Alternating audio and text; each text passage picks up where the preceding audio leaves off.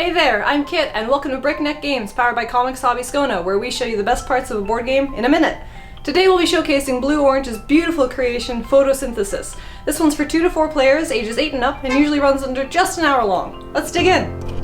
Here's the game! Photosynthesis is really just beautiful when you have it out like this. Players are arborists, in charge of separate beautiful species of trees. Green, orange, blue, and yellow. And each arborist wants their species to grow to dominate the forest. After planting 2 trees each along the outside of the board, the game begins. Turns are measured by the movement of the sun tile that separates turns into 2 phases. The photosynthesis phase, players collect light points based on the position of the sun and the size of your trees. If trees are, and they will be, shadowed by other larger trees, they do not generate any light points. After this follows the life cycle phase. Players use light points to purchase things like more trees and seeds, planting seeds, or upgrading trees or seeds to be larger and shadier.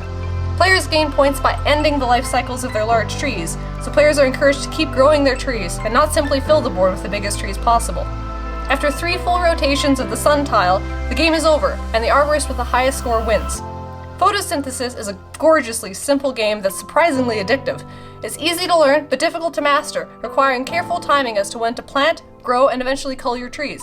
If you like tile or worker placement games and don't want anything too complicated, Photosynthesis might just be a perfect fit for you. Thanks for watching, and please subscribe for more Breakneck Games powered by Comex Scona. Stay green, gamers!